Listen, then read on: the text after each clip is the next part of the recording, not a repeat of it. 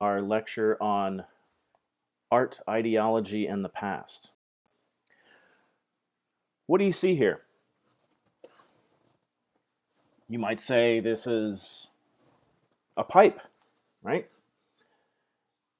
You might say it's a very realistic picture of a pipe. You'd be closer to the truth there.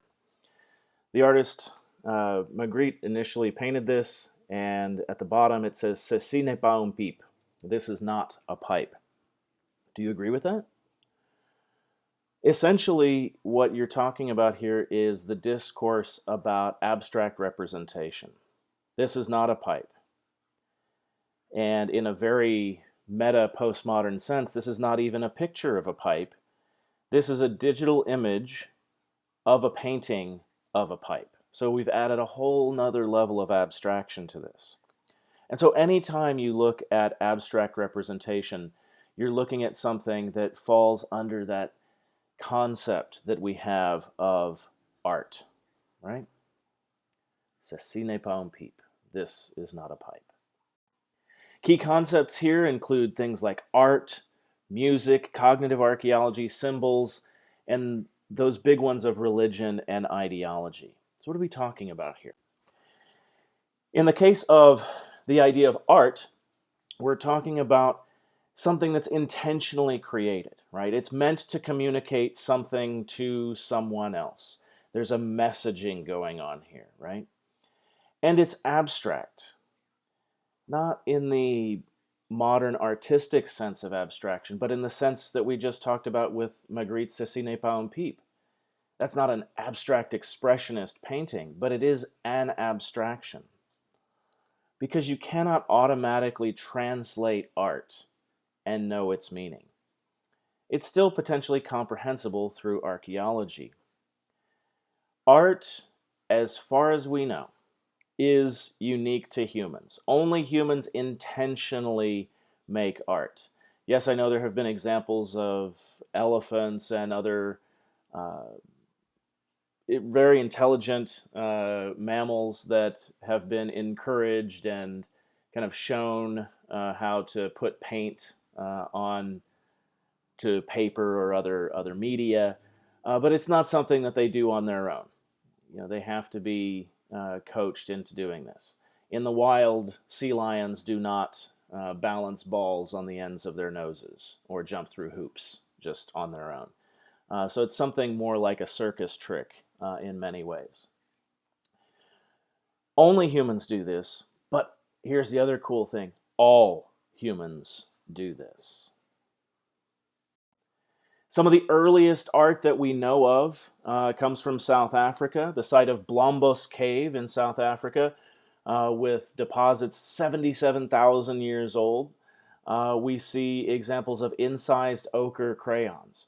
And we see these in other parts of Africa as well. Kenya, the Democratic Republic of the Congo, Cameroon, right around this time period, that emergence of truly cognitive modern humans, right? We see the more well-known examples of European cave art dating to the last ice age, the Würm glaciation, between around 30, a little bit more in the case of Chauvet Cave, to around 10,000 BC. This is very well known and very well publicized, but it's not the oldest in the world by any stretch of the imagination. Many of these things seem to have practical concerns. There does appear to be a great deal of symbolism of genders, symbolized by reindeer versus horses and bison, and it is dominated by these large herding animals, with some predatory animals thrown in and a few anthropomorphs. But in an interesting distinction, the rock art of southern Africa, for example, contains far more representations of the human form than that we see in Europe. It's likely, based on the work of David Lewis Williams, that what we're looking at in the instance of European cave art is an expression of multiple states of consciousness, shamanism, and that embodiment of power in forms from the natural world. Research that was done in the 1960s and 70s, no surprise there, indicates that there's 3 stages of altered consciousness. And as the mind moves through these different altered states, people's hallucinations shift from scintillating geometric forms through this tunnel, if you will, to bizarre full sensory hallucinations. Early stages, stage 1, very, very similar and cross-cultural, spirals, zigzags, mesh patterns. These are things that are shared cross-culturally, but in some of the other stages of altered states, it's very, very dependent upon your cultural context. What you are going to see in an altered state is going to be very, very different than what was seen by somebody 15,000 years ago, or by somebody from a completely different part of the world. You're going to see cars and people and the 405, but somebody living in the highlands of New Guinea is not going to have any of those things as part of their frame of reference, and so their experience, the hallucinations that they're going to experience, are going to be very, very distinct and unique to the cultural context in which it's occurring. Music. Some of the oldest musical instruments that we've been able to recover archaeologically are between 20 and 35,000 years old. This site of Itsturitz in France, they recovered over 20 musical instruments. And there was very consistent design in these reed or trumpet voiced musical instruments, with very consistent design over hundreds or thousands of years. Music, though, is something that can be produced in a number of different ways, from percussion to voices. Even stringed instruments may be far older than we thought. And it's a very fascinating aspect of archaeology to try to reconstruct some of these instruments and see what they would have sounded like. What would the music of the Ice Age have been like? We can't obviously recover the sheet music that they didn't have sheet music, but we can't recover that archaeologically speaking, but we can get an idea of what the tones and musical capacities would have been, and then imagine how that would have been put together. Although that is one of the things that is truly mysterious about the past. What were the songs that were sung and played? Even up until the modern day, you see this incredible synergy between these different kinds of human expression. One classic example of this are the Mardi Gras Indians from New Orleans. These are not Indians in the sense of Native Americans or First Nations, but these are groups of people drawn from working class communities in New Orleans, and they shape community identity through art. And they have these incredible costumes and these incredibly choreographed marching dance moves. And obviously, because this is New Orleans, the music is a huge component. And so when you put all of these different things together, and I recommend just look on YouTube for Mardi Gras Indians, and you will see hundreds of fantastic videos. I thought about posting some up, but it's just too many to choose from. So go ahead and on your own look up a video about the Mardi Gras Indians, and you'll see what I'm talking about. It's incredible. It's incredible.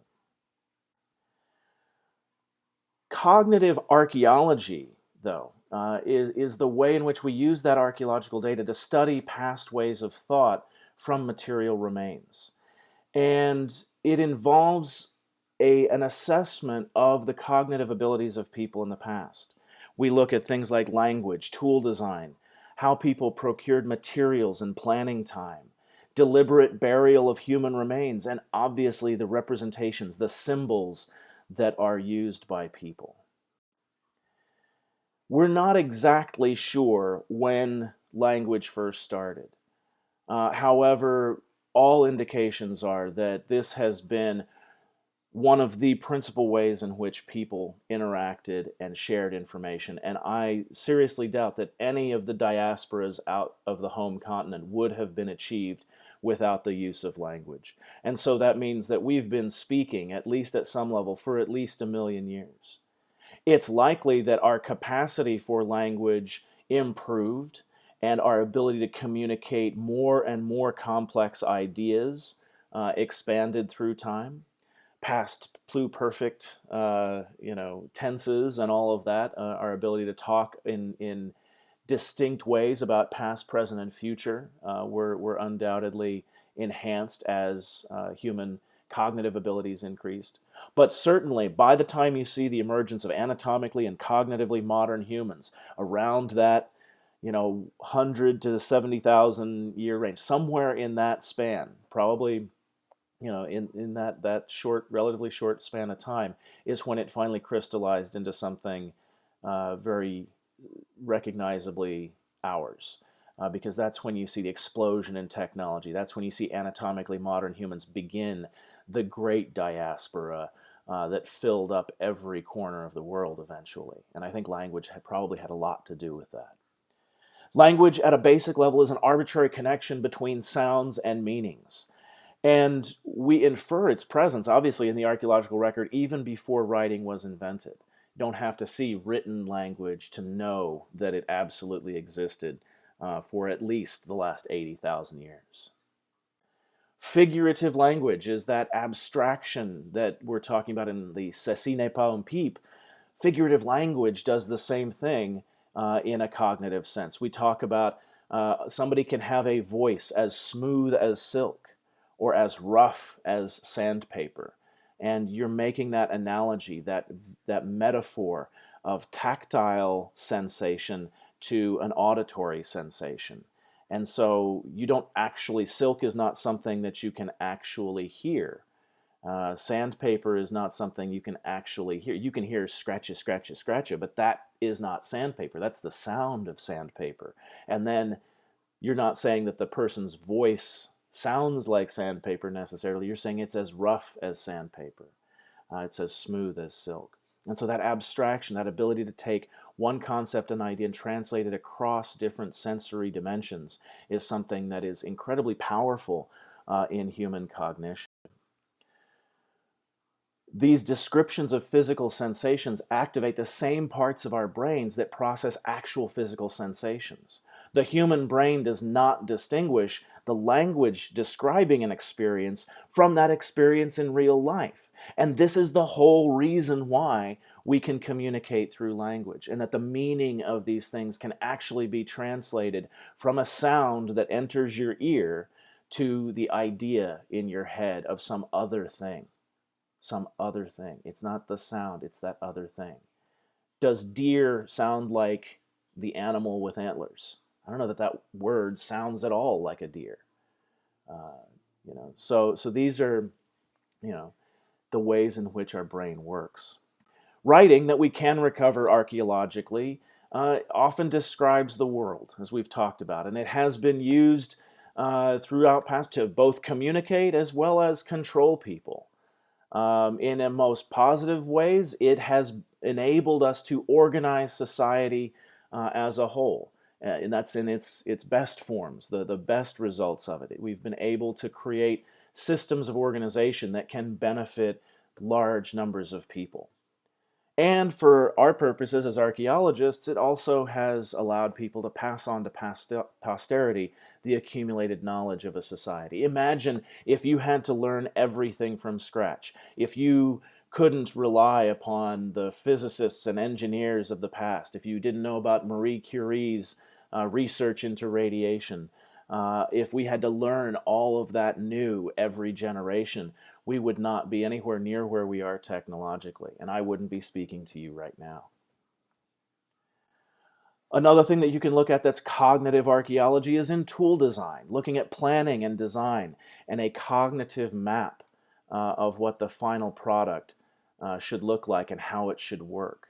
And there's always these well-defined manufacturing processes. Here's an example of a Chumash basket. This is not something that just happens at random. This is something that has to be planned out from the very beginning and that plan has to be followed in order to preserve the symmetry and the pattern underlying this particular artifact.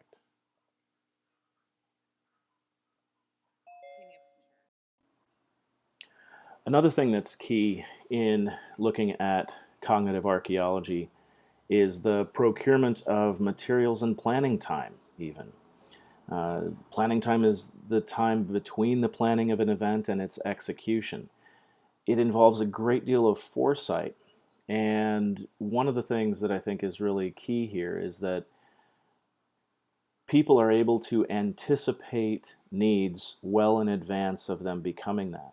And that's one of the ways that they're able to make effective use of time. For example, if you need to go to the bank and go to the store, and so you have to get both of those two things done, you might go from your house to the store and then back to your house. You might go to the bank from your house and then back to your house. But it would be more effective if you were able to do them both in one trip. But let's say you're going to buy ice cream. Do you want to go to the store first and buy the ice cream, and let's say it's summer, and then go to the bank after you've bought the ice cream? No, you want to plan this so that, okay, I need to do these two things while I'm out. I should go to the bank first and then go to the grocery store last because I don't want the ice cream to melt before I get home. This is the kind of thing that we're talking about understanding. Also, another thing that is really key in ways that we don't often think about is the deliberate burial of human remains. This may have begun before the Upper Paleolithic. It certainly existed among the Neanderthals and certainly existed throughout the mother continent of Africa.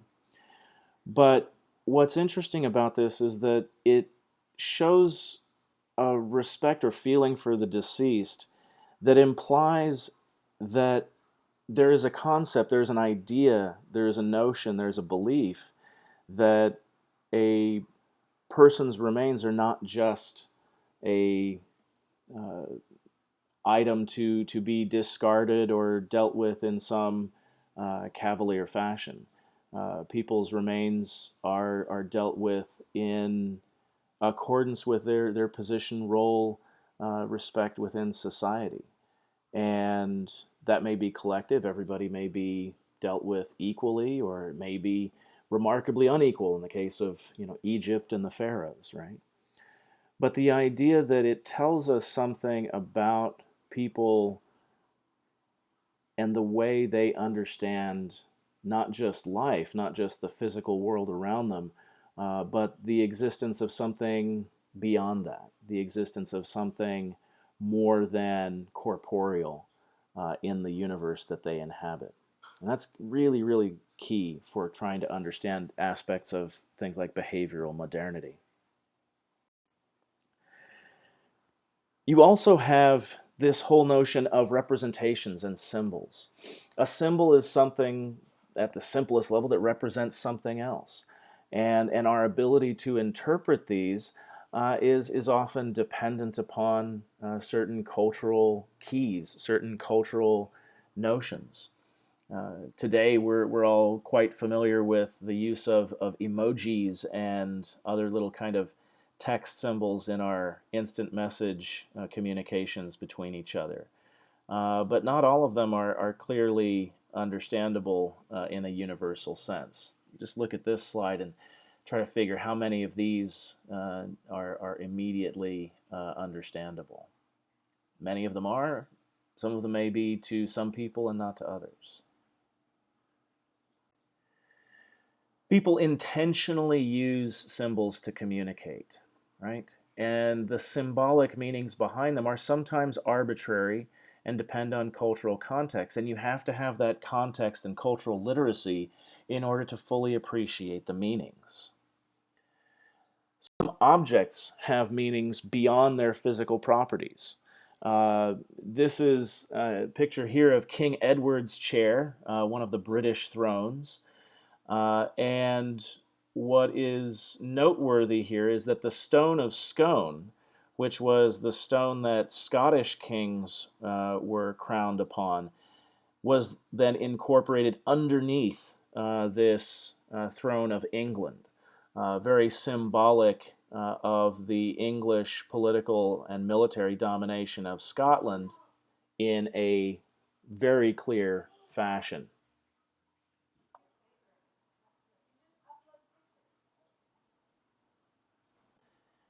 I'm sure you can think of some other chairs that have symbolic meanings, right?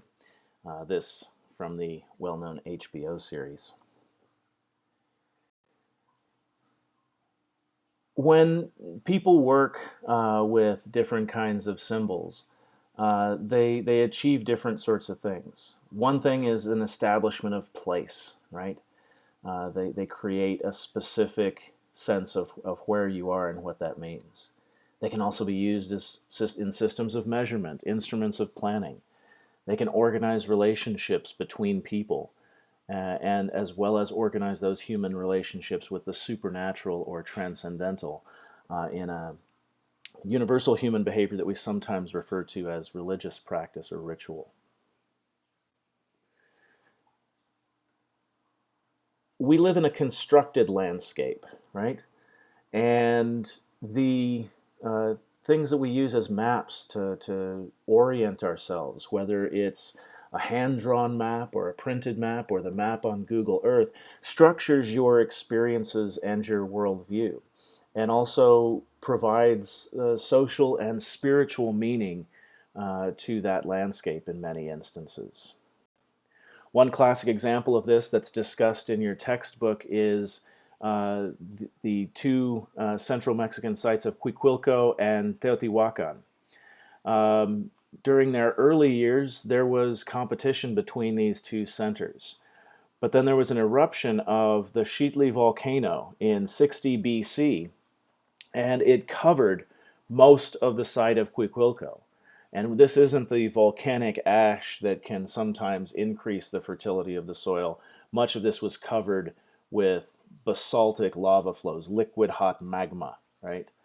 And then finally, in AD 400, there was a second eruption, and it buried Cuicuilco completely.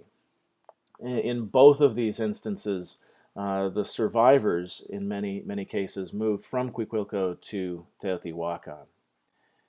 Cuicuilco had a radial organization. Many of the large principal structures were round. Here you can see an aerial view of one of these circular, radial, concentric rings of architecture dominated the site of Cuicuilco during its height.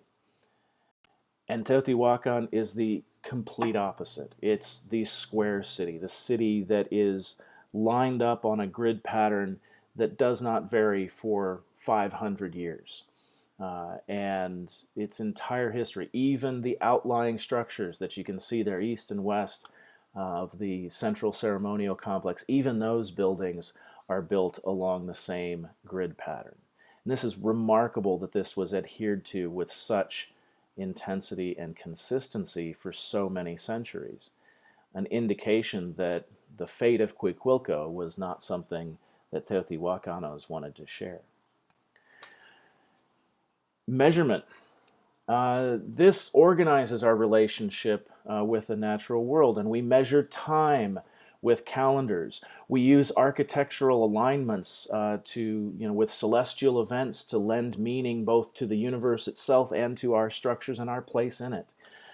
And this even extends into things like standardized weights and measures. We use the concept of these weights and measures in so much of our daily speech and expressions. Give them an inch and they'll take a mile.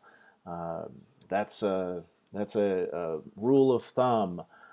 This is a excellent way to understand something if you talk about how it's worth its weight in gold, right? These are all metaphors that structure this in a symbolic, linguistic, and conceptual way. And we also use abstractions as instruments of planning. This is an architectural drawing. You think, oh, this is a technical drawing, but it's still an abstraction, just like the pipe at the very beginning of this lecture. This is an abstraction of what is going to be done, and it's a model for intended future action. Some of the ways that these things organize relationships between people as symbols of authority, symbols of organization and power. In some instances, they're designed to command obedience and conformity, and in others, they're designed to enhance or proclaim the status of certain individuals. One example is Hammurabi's Code, the first well-documented law code in the world. It is principally focused on the social world of the ancient Mesopotamians. Some of the things that you can extract from this is that you have different rules for different classes of people. Unfortunately, as you see in many early state-level societies, inequality was a marker of this supposed advancement of humanity. And you have slaves and peasants and nobles and whatnot, and the laws did not apply equally to them. This is one of the reasons, incidentally, why the concept, more than the reality, but the concept of everyone being equal under the law is an Enlightenment concept that was attempted to be put into practice in the United States. We still have a ways to go to achieve that goal. But the clear and express different rules for different classes of people was present in Hammurabi's code. Another thing that is a very, very intense focus in this law code is the regulation of economic relations, property law, property rights, both in terms of real estate, land, as well as in terms of goods. One of my favorite ones is the rule about they're not allowed to water down the beer. That's actually punishable by legal action if you attempt to sell watered down beer to your customers. And another one that is regulated very frequently in many of the specific laws in Hammurabi's code is the regulation of social relations and marriage and divorce and inheritance and children and all of that. And you can, generally speaking, understand a great deal about a society based upon the kinds of laws that it passes, because you tend not to produce laws that have no real function. We, for example, don't have a specific law on the books here in California about riding an ostrich on the 405, simply because it's not something that specifically occurs that often. So when you see specific laws about specific kinds of behavior in Hammurabi's code, you imagine this must have been a problem, or at least somebody thought this was a problem enough for it to make its way into being carved in stone on a column of black diorite. Here's some examples of laws relating to family relations and economic relations. There's one there that I think I've heard people use a similar expression. If a son has struck his father, his hands shall be cut off. That's a pretty clear statement there. And there's even on the right, you can see there a couple of laws relating to medical malpractice. Apparently not something that has only occurred recently, enough to make it into the law code of Hammurabi. When you look at the archaeology of ritual and religion, religion can be simply defined as your textbook does, as beliefs and practices concerned with supernatural beings, powers, and forces. Belief, though, is a dynamic process, and practice is the performance of a belief, not just acting out something in sort of a pantomime. And so it might actually be better from an archaeological standpoint to look at the practices that people have surrounding these kinds of beliefs. And usually we talk about those things as ritual. And so it's much easier archaeologically to talk about ritual behavior than it is to necessarily talk specifically about the intensity of belief that has to be held from a philosophical standpoint in an individual mind. And that can be sometimes trickier to extract out than looking at the construction of ritual spaces and temples and cathedrals and different kinds of performances and ceremonies that we're able to find material record of.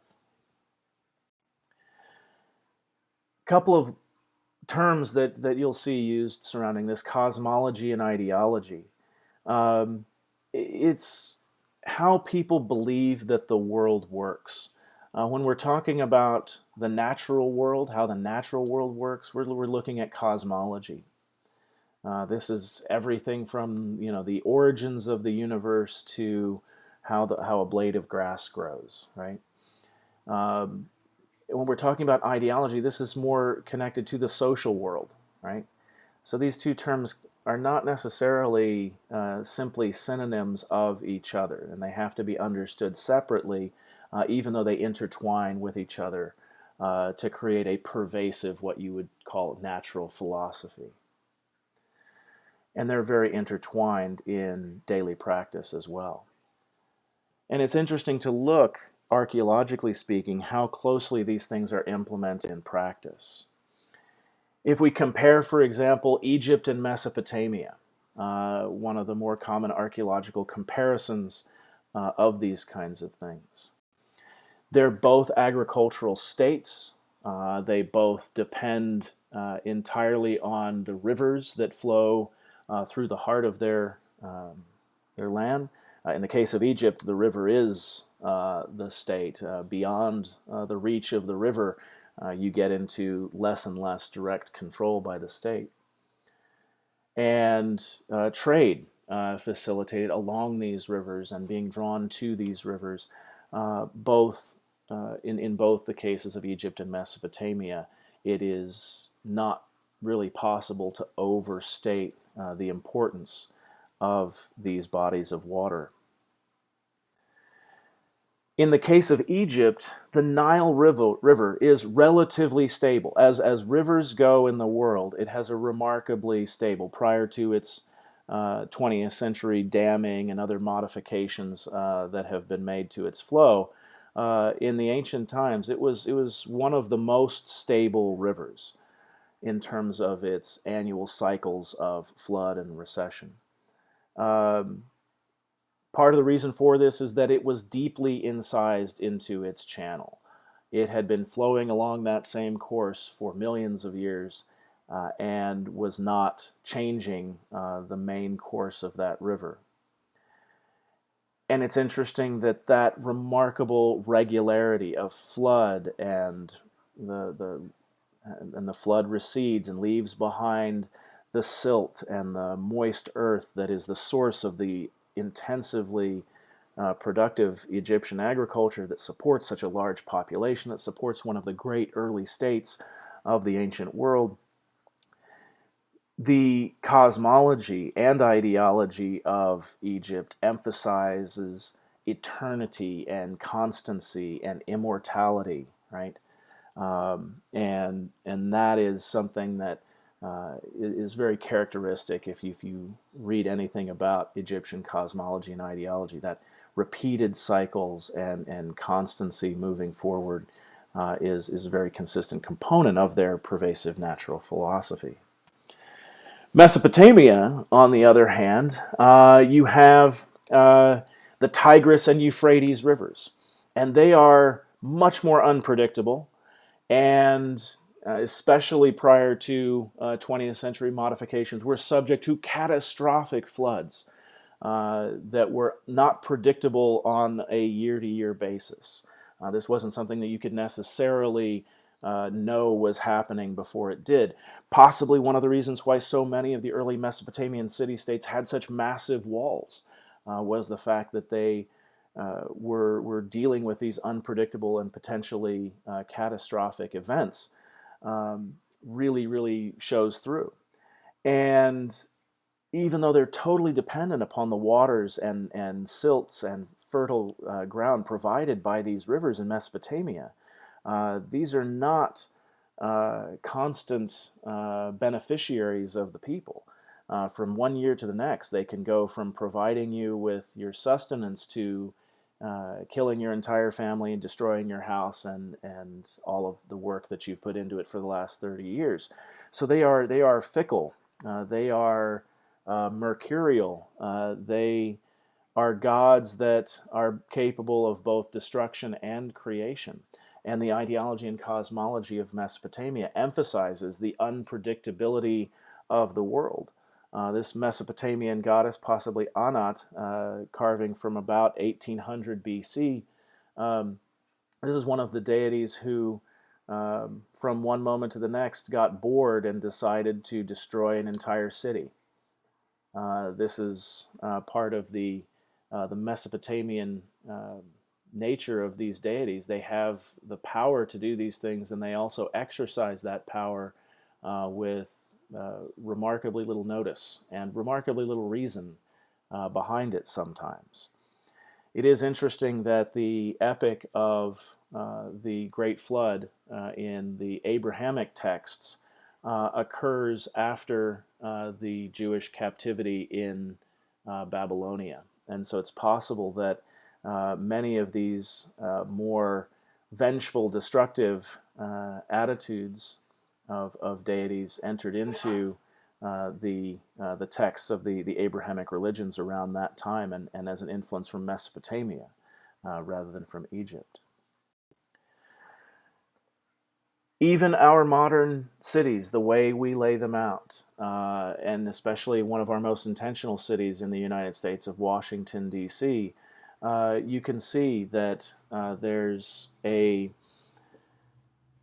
structure that guides all these roads towards the White House at one end and the U.S. Capitol at the other. And these lines connecting these key locations and points, and the National Mall with the Lincoln Memorial and the Washington Monument immediately opposite the north-south axis there of the White House.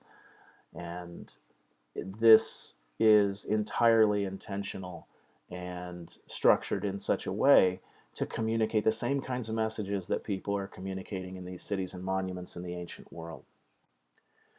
So to conclude, art is uniquely human means to communicate through this gorgeous abstraction of thought.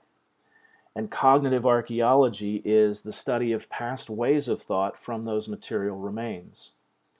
And symbols they use cultural context to understand meaning, and we use them every day and in an almost constant fashion. That's all for this lecture. I hope you guys are doing well, and I will speak with you very soon. Have a wonderful day.